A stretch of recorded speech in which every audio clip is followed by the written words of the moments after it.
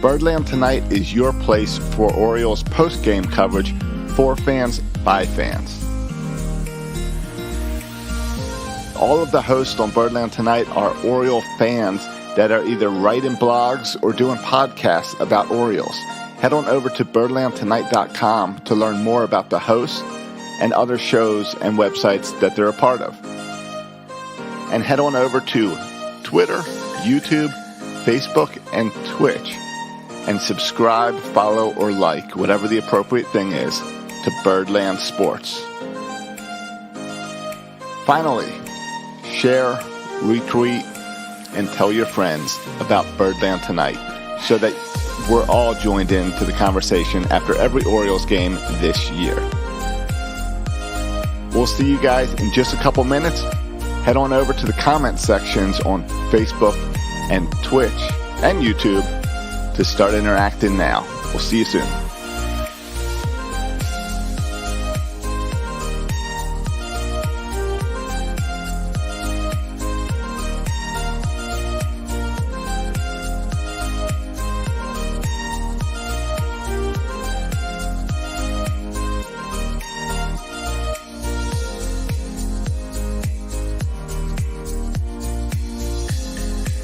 Did you know Birdland Tonight is also a podcast? Head on over to your favorite podcast app and subscribe to Birdland Tonight to get the audio of this show every morning ready for your commute.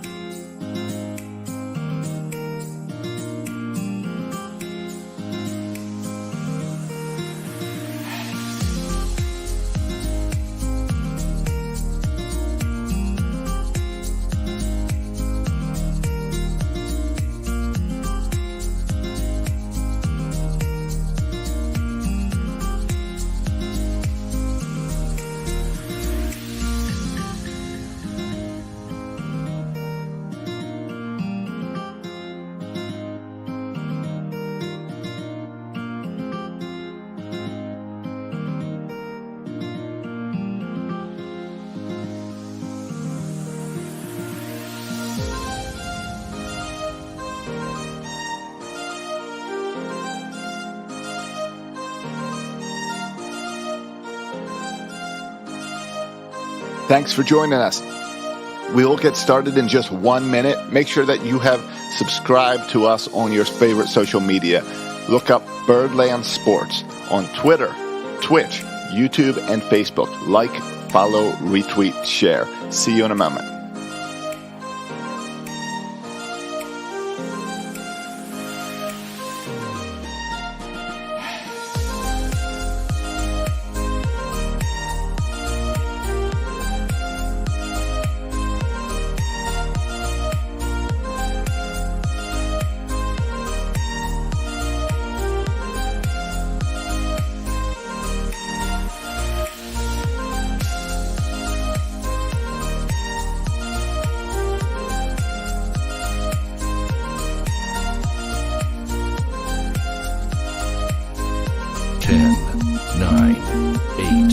Seven, six, five, four, three, two, one.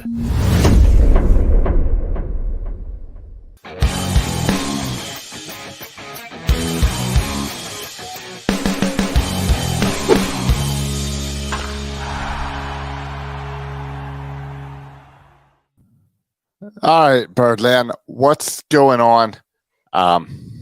Quite the win, not something I think we all expected, to take 2 games from the Angels. We had a conversation yesterday, all excited that we took 1 game, and here we are talking about 2 games and one that the team had to gut out. That didn't just come naturally. So hop on in the chat, whether you're on Facebook, Twitter, Twitch, whatever you're on, hop on in there and share your thoughts on the game. Share your thoughts on your experience watching the game tonight. And we'll get to mine as well as we go about and through the game. All right, where do we start? Well, obviously, we got to start at what Birdland Tonight is. If you're new to Birdland Tonight, jumped on because you can't sleep after that Orioles victory tonight, Birdland Tonight is the only fan-driven Orioles post-game show. It is here for you guys. If you're out of town, it's the only post-game show focused on the Orioles you get to watch as MLB cuts the feed before the post-game show. So going over to at Birdland Sports on Facebook, Twitter, Twitch, YouTube. Go to at Birdland Sports BAL on Instagram because I couldn't get the right handle. And make sure to go on and follow all that. Get in the know, hit the little button to be notified when we go live. If you want to get some cool hats or shirts or anything else to support us, you can head on over to birdlandtonight.com and click on the BT gear icon, or head on over to section336.com and you can check out the store there. It has some Birdland Tonight gear as well and a chance to support me right there hitting the support. My name is Josh Soroka. I am one of the hosts of Section 336, one of the oldest Baltimore Orioles podcasts, and I'm here to go over every Orioles victory with you and loss, but every game to talk about it. Because, come on, when you beat the Los Angeles Angels of Anaheim 5-4 in your second game out on the West Coast, even when you still suck at wrist, even when you're not great at the plate, you still do enough to get things going. We're going to talk about it here as I'm just updating my numbers, trying to do my math, as I see the Orioles are now 18 for 128 with runners in scoring position, as they went 2 for 11 today. But it doesn't matter because they still got the win, and that's what we're going to focus on. We have to talk a little bit about the negative, but the Orioles got the win. So you guys excited? We talked a lot about this all week. What do we want from this West Coast trip? What do we expect? What do we not only, I guess, what do we think after some tough, close games played in Oakland, where we just couldn't pull out the wins as much? We got one, but we had opportunities to win 3 or 4 of those. How do we take it now? What do we now think of this team that just fought out and got 2 wins in Anaheim? I mean, I was telling everyone all week, give me 2 in Oakland, give me 1 in LA, and I'm happy. All I wanted from this road trip out west was 3 wins. We got our 3 wins, and we have another game. The Orioles are a Shohei Ohtani killer. As yesterday, he didn't do anything. Today, 4 at-bats, 1 walk, 2 strikeouts. Now, Trout did what Trout always does to us. He hits the dongs. He knocked some late-night dongs out and given them 2 home runs today. But the Orioles did an excellent job controlling the situation and keeping things in. Anthony Bemboom got his first double of the season, and he got 2 hits tonight, so that's exciting. Brian Baker got his first career win. That's exciting. Joey Krebel got his 7th appearance, which is his new career high. So good little personal milestones out of Game 15 as the Orioles beat the LA Angels of Anaheim 5-4. And our pitching staff, I just pulled it up. Like we talked about yesterday, MLB.com constantly adjusts the rankings. It's nice when you look at the Orioles. Now that it's been updated, the Orioles are 6-9, and we have a 2.89 total team pitching ERA, which puts us 6th place in all of baseball, 2nd place in the American League. It's really exciting to have decent pitching. and we got 5 runs. We haven't passed 5 runs yet. This is the 3rd time this season we've scored 5 runs, but it is back-to-back nights we scored 5 runs. Let's see if we can do it again tomorrow. That'd be a lot of fun. But for a team that struggles and struggles and struggles to get runs in scoring position, struggles to hit home runs, the Orioles they were able to manufacture 5 runs tonight for the 2nd day in a row.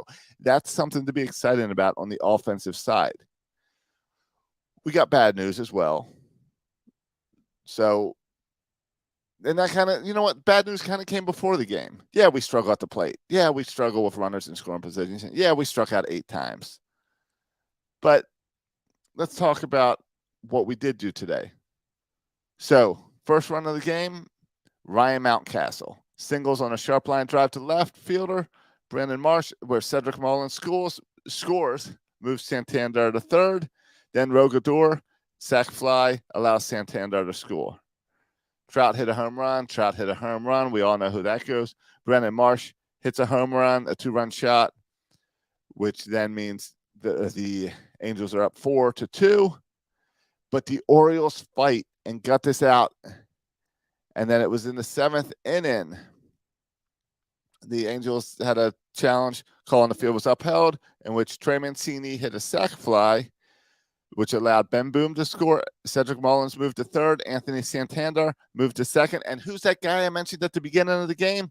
Ryan Mountcastle. Singles on a line drive to left field. Cedric Mullins scores. Anthony Santander scores. And there's your 5 runs. 5 runs, no home runs, all manufactured, all names of players who have been frustrating us this year with how they hit. Cedric Mullins got on base twice, and he scored both times. Anthony Santander got on base twice. I guess one was a sac fly, and scored. Mancini, no hits, but he got a sac fly and an RBI.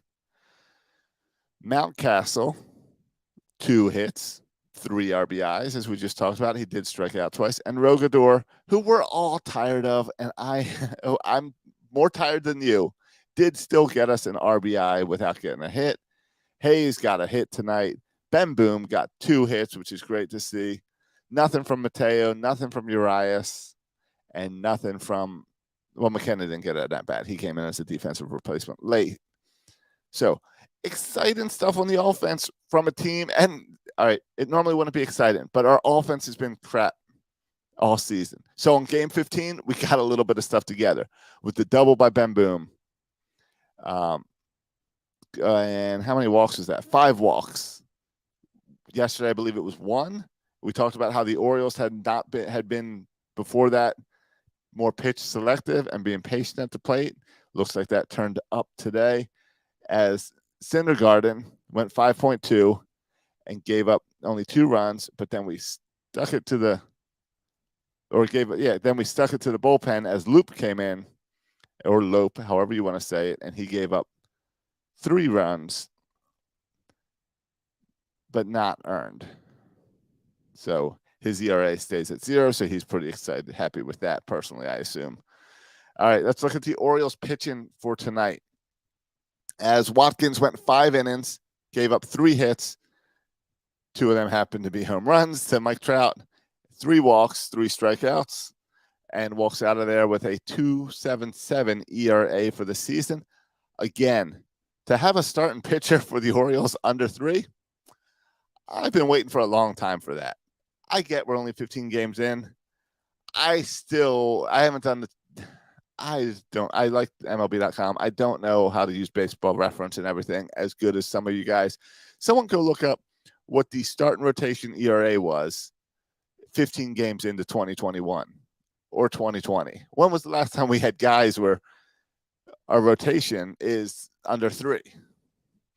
After that, Baker came in. We mentioned Baker got the win because he came in and pitched that 6th inning, in which case we then took the lead in the top of the 7. So he was the pitcher of record when we took the lead.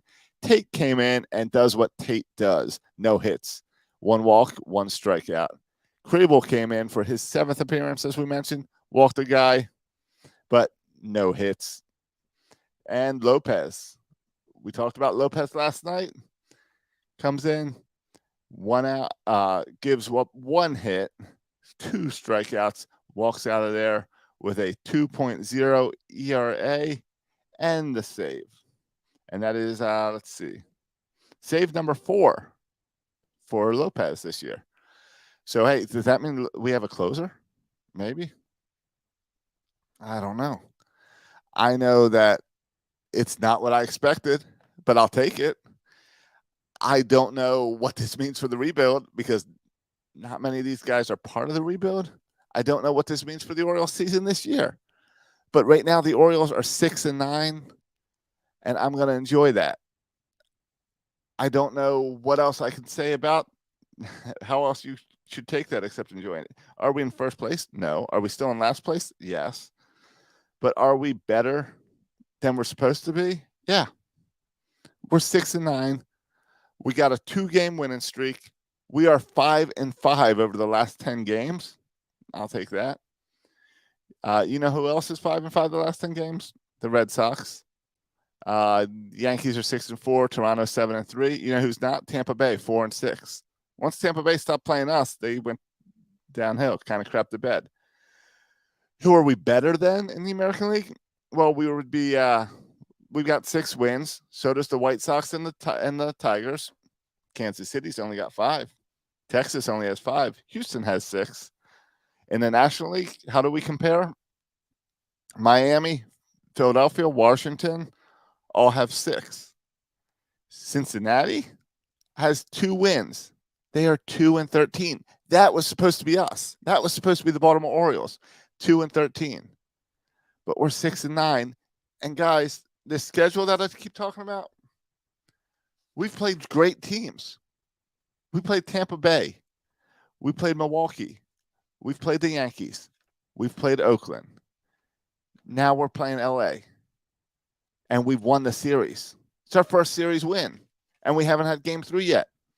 We're leaving LA, one of the better teams in baseball before we came to town.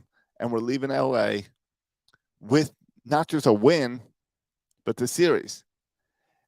That's something to be excited about, even if in the back of our minds we all know this doesn't last forever. I'll be right back.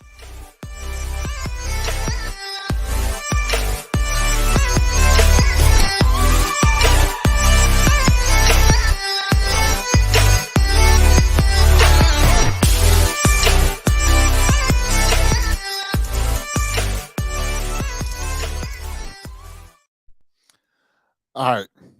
Have you guys had this Nitro Pepsi yet? I just picked it up at the gas station tonight, and I'm actually kind of impressed. I don't like Pepsi, but I think this is pretty good as far as a Pepsi product goes. Tomorrow, Chris Ellis takes the mound. Chris Ellis surprised us all just 5 days ago in Oakland as he went, let's see, pull up the stats, as he went 4.1 innings without giving up a run. And that was on the 19th. So we get to see him again as he gave up 4 hits, walked 3 guys. He kind of did that crazy thing where it seemed like he would lose complete control of the ball and it would go all over the place, and then he'd settle down and get out of the inning. Man, you got to be frustrated if you're a Los Angeles Angels fan, if you're an Angels player, that you just lost 2 games to the lowly Baltimore Orioles. And now you got to go in game 3. Who do you think has more pressure going into tomorrow's game? It's a getaway game. I think that means it's a 4:07 game tomorrow. The Orioles do have Monday off, which will be nice. Maybe that's when the bats come alive, is just taking a day off, getting your head straight. I don't know. But I do know there's no pressure for the Orioles going into this game tomorrow. They won 2. They won the series. They won 3. 3 out west, I'm happy with. 3 out west, I think many of us would be happy with. I laughed at the people that were saying they wanted 4-3. I laughed after people saying they wanted to win both series. I laughed at people expecting more than 3 wins. I thought 3 wins was a stretch, but we got 3 wins. All right, James, let's see. The team ERA through 15 games in 2021 was 4.47 with a 7-8 record. All right, because we must have been hitting the ball a whole lot better last year. AJ points out that Spencer Watkins signed my hat last year for his MLB debut, and I am shocked that that hat might be worth something. Hey, settle down, AJ. Settle down. Or throw it on eBay tonight. Let someone grab it tonight before something happens. But great stuff from Spencer Watkins. Tomorrow we get Chris Ellis, as I mentioned, and there's no pressure on the Orioles. We won the series. There's a whole lot of pressure on the Angels to win tomorrow and not get swept by the lowly Baltimore Orioles.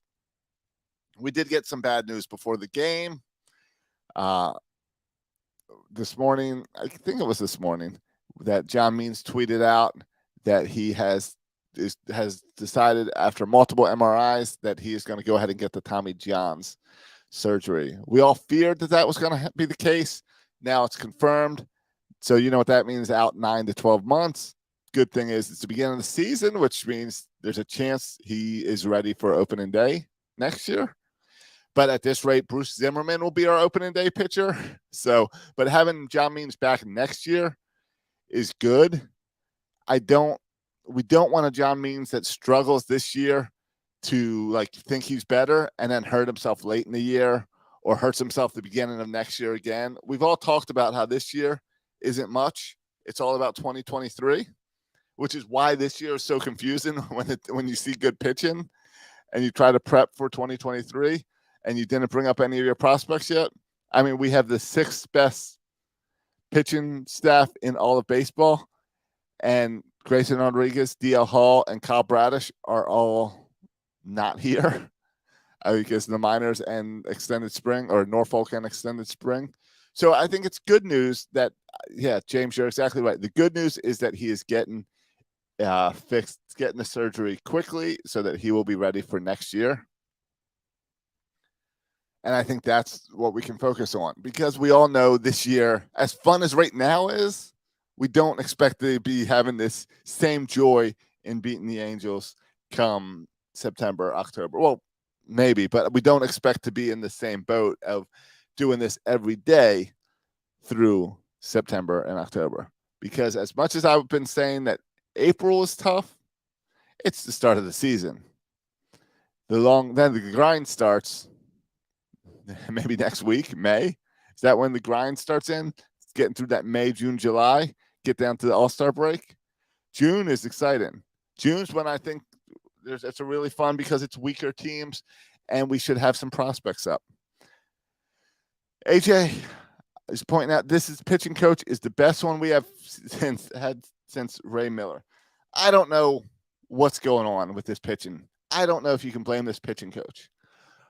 If you're giving all the credit to this team to be the pitching coach, then in that case we need to fire the hitting coach, because that's not working, but the pitching is. So you can't always just put it on the coach. It's also putting people in at the right opportunities. So do we give that to manager Brandon Hyde? Do we give him credit for when he's pulling people, when he's putting people in, how he's approaching who faces who? I don't know. Coaches have a little bit to do with that. But we also have a bunch of Orioles pitchers that are playing out of their minds right now. And I don't know if they did something this offseason to work on that, and then somehow they all improved. If there's a pitching philosophy that the Orioles have implemented, that everyone has bought into, that they worked on in the offseason, that they worked on at spring training, that somehow we're seeing it pay off now, I don't know.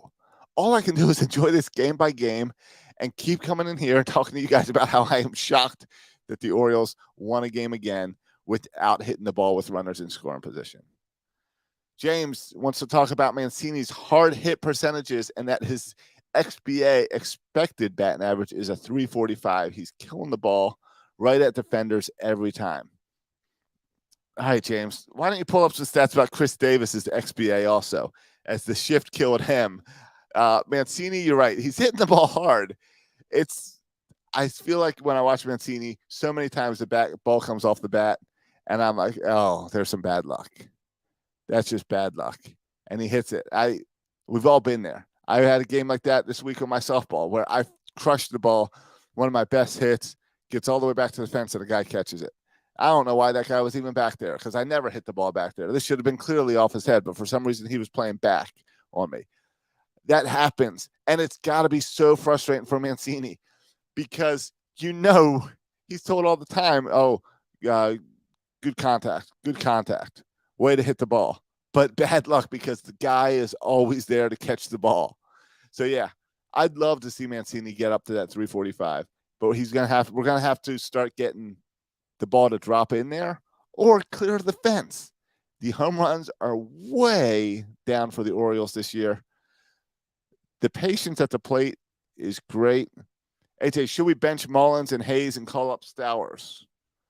No, it's only been 15 games. And were you watching the game tonight? Mullins got on twice. And what happened? He scored twice. Hayes got one hit tonight, and he got a walk. So that's okay. This team sucks at batting. So the fact that Mullins is 190 and Hayes is 245, I mean, let's look at the rest of the team. Santander's 261. Mancini's 218. If you're sending Hayes down for a 245, are you ready to send down Mancini for a 218? I mean, I am ready to send down Rogador at 152, but I was ready to send Rogue down before the season started. Beboom, yeah, I'll send him down at a 150. Beboom's not supposed to be on this team. It's supposed to be a guy named Adley Rushman. So as soon as Adley's healthy, he'll be down. I want Gunnar Henderson up here. Gunnar Henderson, go to Bowie and see Gunnar Henderson. He is the future of this infield, whether it's shortstop or third base. But Michael Elias is being very patient and not rushing him up because the truth is one guy doesn't change this team. Now, I know, I get it. If I brought up Grayson Rodriguez, DL Hall, Kyle Bradish, Gunnar Henderson, Kyle Stowers, and Tyler Nevins, yeah, that's going to impact your team. That's going to change it. Good or bad, it is going to change your team.